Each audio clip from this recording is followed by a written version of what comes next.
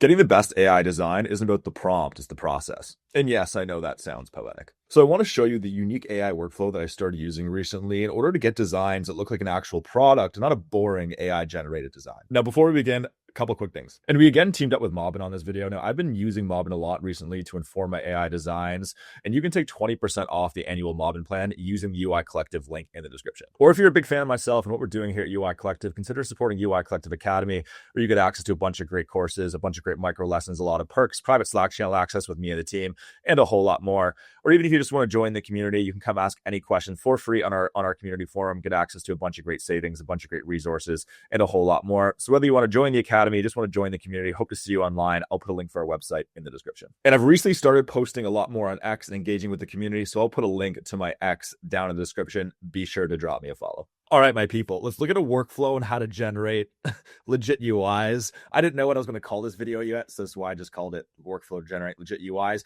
Anyways, let's get started. Now, before we begin, the Claude Opus 4.6 model is a real breakthrough in generating great UIs. But one thing I'm going to show you is just taking a specific prompt, like a generic prompt that ChatGPT is going to give us, and just running it through Opus 4.6, and then running it through Opus 4.6, but actually prepping the AI outside of the prompt that we give it. Because there's a big difference when you're generating UIs between generating AIs with prompting and generating AIs with prepping and prompting. And that's the workflow that I'm really trying to hammer down in this video. Now, we're going to be using Cursor for this. Now, this is a technical tool, but I promise you, you do not need to be technical in order to do what we are going to do. So go to cursor.com, but if you want to use Google Anti-Gravity, as I've covered in other videos, you can go ahead and do that, whatever works. But we're going to be using Cursor for this. So if you're new here, you want to follow along, go to cursor.com, download the app, and you can follow along with me. But again, it doesn't matter what tool that you're using for this. Now, as I said in that intro, is we're going to run this prompt through Opus 4.6 as a standalone prompt versus prepping the AI prior to running the prompt itself.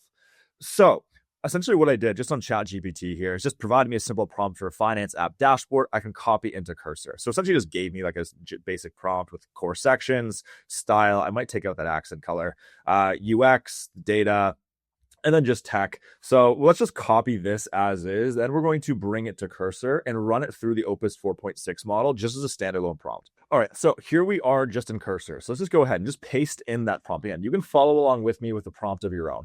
And again, make sure what's selected here is Opus 4.6. So again, let's maybe just take out that accent color like soft purple or blue and just keep it sort of black, white, subtle gray for now. So everything that we had just in that ChatGPT prompt, I'm just pasting it here. So, and we can probably take out prompts too now that I'm at it. All right, so let's just run that and see what it comes back with. Unreal. Now you can already see how what it gave me back is way better than what AI models in the past would have done. Like, this doesn't look like Figma Make anymore. Like, sure, there's still some basic elements here, but you can stick this in front of like a client and not have any hesitations showing them. It looks good. But this is always a great starting point, just providing AI a prompt. But if we want to take this to the next level the very first time, there's a certain workflow of things that you can do in order to make sure that it takes these designs to the absolute next level. Now, I'm going to start with research, but I promise you, it's a lot more than just providing examples in order to get the best result. But that's just going to be a starting point. You're going to see what I mean. Hang with me. All right, real quick rant here. Because what I've seen a lot of in this space, whether it's like designers who I'm working with, companies who I'm working with, even in myself, is that you can take research from sites like Mobbin or Dribble or whatever, and then provide it to the AI as sort of like this reference point for designs that you like. You're going to get a page that looks like research. But the issue is that AI still hasn't fully understood the research. So it's not diving deep into looks and feels of cards, drop shadows, those types of more granularities. It's more looking at background, font treatment, and some of those more higher level items. And then two, like if you're building a dashboard and you give it dashboard designs, what that does is it doesn't inform how future pages should look and operate. So as you start adding more designs onto it, you're going to realize that future pages are all over the place in terms of look and feel. So I want to introduce everyone to the idea of building our own like AI persona here, based on the research that we bring in order to alleviate the concerns or sort of the negative results we get from AI not fully understanding the research and having future pages all over the place in terms of look and feel. Now, for our research, I like using Mobbin because it's hands down like the most comprehensive repository of designs that are actually in production. I use it almost on a daily basis when doing competitive analysis, informing AI with designs that I really like. And what's great about it too is because I can work a lot in fintech, like that's where a lot of my background is. So I can easily come in here and just under category search for designs that are in the finance space. And that's actually exactly what we're going to do because we're going to be using Mobbin in order to grab designs that we like in order to build that persona around to get the best possible design the very first time. And what's nice too is you can sort of filter these down based on screens, UI elements, or specific flows. So if we're building a dashboard here as an example, I can just select dashboard and see all the dashboard screens within this finance category. Now, I really like this one. This one jumps out to me right away. So we're going to take a screenshot of this one for inspiration. I'm not going to bore everyone by watching me scroll through a million times. Try to find maybe like 2 or 3 screens that we really like. I think this one follows a very similar treatment in a sense. So let's take a screenshot of this because I'm sort of going for that clean white look for this dashboard. And this Klarna example is also pretty good. All right, now one thing I might do offline is just grab some more examples of inspiration, but let's pause here for now and go back to cursor. So at a high level, this is kind of the process that we're going to go through. Now you can tweak this as much as you want, add more onto it. We're going to go through it relatively quick for the purpose of this demo so we can get to a reasonable output, but I want to talk you through this first. So first, we're going to want the AI to understand the screenshots. What are some design principles on each of them? Spacing patterns, color usage, typography, layout. What's consistent across all of these screenshots? Now, it's important to note that if you provide designs that look completely different, AI is going to have a hard time mixing them together. And it's a common mistake that I see all the time where everyone just they grab screenshots of every possible design that looks good. Some are in dark mode, some are in light mode, some are heavily in orange, some are heavily in purple. Some are using Inter, some are using a completely different font. And when you start to mix and match like that, AI is going to get confused. So if you're going through this process, try to grab screenshots that have at least a similar look and feel as we did. Then ask for common threads that keep showing up across the screenshots once it's fully gone through and understood the screenshot. So this is where it's going to dive deep into things like drop shadows and more. And then once it has common threads, we're going to want to synthesize this into a design persona that we can kind of call upon to not only spruce up the dashboard, but also keep future designs consistent as well. All right, so back within the exact same cursor workspace. Now it's the exact same cursor workspace as we generated that initial dashboard from, because I want to show you how it can evolve and sort of take this generic result and really supercharge it. So I just added in the screenshots that we took here. There's only one other one that I just decided to find. Now, forgive me, I do just have some light notes here on the left-hand side, just so I can reference so I don't forget. Sorry, it's hard to think and it's hard to film at the same time. So understand the competitor screenshots above individually. And again, this is a really rough prompt. You can supercharge this as much as you want. If I could type, that would help. Above individually, look at design principles, spacing, patterns, color usage, typography, layout, and anything else worth mentioning. Because this is the same cursor workspace, I'm going to say do not make changes to our existing design. Only take notes of what you see on each screenshot, and store them in separate markdown files. So essentially what this is saying, so understand the competitor screenshots. This is what to look for. Don't make any changes to our existing design that we already have. Only take notes of what you see in each screenshot. And to make sure that it has those there for reference in the future, we're asking the AI to actually store its findings on each screenshot in a separate markdown file that we can reference a little bit later. So that's that first part of sort of that prompting workflow that I was just showing you. So let's go ahead and let's run that. So now look at the output here. So based on all those competitors that it gave us, it sort of gave us sort of an analysis on the design itself, taking note of the color palette, typography, spacing and sizing, patterns and components, design principles it observed, notable details. This is like pretty in-depth stuff because it actually went through competitor by competitor here and just took note of everything that I asked it to and even more, which serves as a really great foundation to move forward to that next part of that prompting workflow. All right, 10-second intermission. If you're enjoying this video so far, consider supporting UI Collective Academy with all these great resources and more, or just come join the community where you can ask any question, get free savings, get free resources. I'll put a link for our website in the description. So now I'm going to ask it to find common threads and principles that show up across all of those competitors. So find common threads, principles, design patterns, etc. That showed up across all the competitors we looked at and document in a new .md file. And let's go ahead, run this, and see what it comes back with. Again, this is that phase 2 of that prompting workflow. So what it did is it took the common threads across all those competitors. So right away, monochromatic restraint with functional color, details and what that includes, what that consists of. Numbers are the largest thing on the page, 3-tier typography hierarchy. Charts and visualizations are hero elements, white or near white page backgrounds, generous, consistent spacing, even gave ranges of that spacing as well.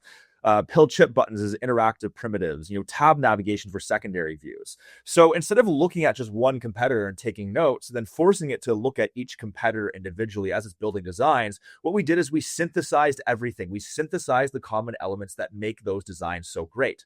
Now that we have this common thread across all the competitors, if you're going to want to take this, summarize it in a specific rule that the AI is always going to reference in the future. So now this is that third phase of that prompting workflow. So summarize the common threads into a cursor rule we can use to inform updates to our design and future features, future designs as well. Do not make any changes to our current dashboard just yet. All right, so asking it to summarize the common threads into a cursor rule we can use to inform updates to our design and future designs as well. Do not make any changes to our current dashboard just yet. Now, if you're not familiar with what a cursor rule is, it's essentially a rule that the AI is going to need to follow every time it produces a design. And other videos, I'll put a link for those in the description. I go more in depth into working with rules and working with commands and a lot of that fun stuff too. But more on rules in future videos. But let's go ahead and run this command for now and see what it comes back with. So this is what it went ahead and came back with here is a rule that's going to inform all the future design. Now, you can break some of these things out into different rules if you want to. We're just going to keep it all within one for now. But you can see how in-depth it went into things like hero metrics and typography rules, spacing systems, spacing rules, layout patterns, and sort of everything that we would want. Like this is a really in-depth rule because we gave it sort of some good competitor examples, asked it to understand those examples, find common threads between those examples, and then build a rule that the AI is going to follow based on that. So it's not as like simple as just here's some designs I like, reproduce them, right? You can see how now we're training the AI. And if you build this rule and it doesn't come back with like this level of granularity, just tell it to go a little bit more in depth. But now what I want to do, I want to use this rule here in order to update that design that we built a little bit earlier on. Now, one thing that also always helps, and sorry, I missed this originally, is to ask it to actually store like the screenshots that you take inside this cursor workspace for it to always refer back to as well. So we're going to ask it to please store these competitor screenshots for future reference for future reference. And we're just going to have it store them there. Sorry, that's on me. I should have asked it to store them originally. So now I could have done this in like an existing workspace. And you're going to see here real quick, just added like competitor notes and screenshots, the screenshots to all of our competitor notes. I could have done this in completely new, different cursor workspace. Probably should have, if I'm honest. But if you like are already have an existing design and went through this process, you can still run the existing prompt. You might just need to tell it to like build a new design, or else it might think that you like that existing design. Anyways, AI is just kind of weird. So let's go ahead and just paste in the prompt that we did initially. And based on all of our new competitor analysis and rules, perfect. You can't see that my battery is low. and findings, build a new design based on the original prompts, whatever. And if this was a new like a new cursor workspace, you could have just entered it in the prompt and it would have built a design. So now let's go ahead, enter that in, and see the output. And whereas before we got the design back relatively quick, now that we have all of what we've done, you can see all the thinking that the AI is doing. Sorry, I wish the window was a little bit bigger. No way for me to like move it up. But look at all the thinking that it's doing. It's doing a lot of analysis, comparing things, looking at the competitors, it's looking at the common threads, it's looking at the rule that we built. And it's going to build, hopefully, a really great design based on that output. Look at it. It's still going. And I've been sitting here for like at least a minute 30.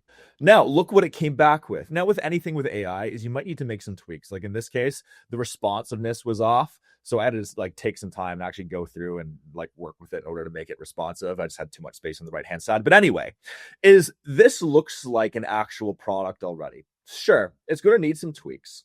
But if you're expecting AI to give you a 10 out of 10 output every time, you're sorely mistaken. So right away, have this big balance at the top. Like this page has got flavor to it. Instead of just basic generic cards. Instead of just cards for these metrics, we have this really nice treatment here. Like this color treatment too. That's probably some of our other competitors were doing, where if you're green over the month, like it shows you as green. As we scroll down, we have this insights piece, which is really, really nice, which isn't something that the AI originally came up with. Then we get into performance graph. Then we have this tabbed view of different charts. So overview, breakdown, recurring, transactions, reports. Sure, this allocation metric would probably, there's allocation charts or widget would probably need to be, tweaked a little bit. Just too much white space down here, but that's fine. We can work with that. We have our watch list. There's some space for some logos and just a clean looking transactions table. Now I'm going to do a side-by-side comparison in just a sec, so you can really see the power of this workflow.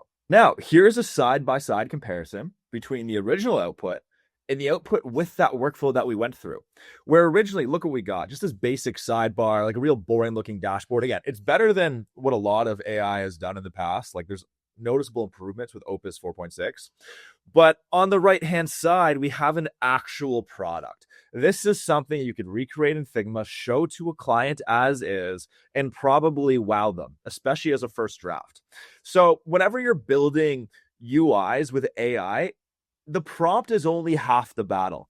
It's prepping the AI with the necessary information, making sure it understands the information, the competitors, the designs, drawing comparisons between all the designs that you liked, and then boiling that down into one design persona that the AI is always going to be able to reference.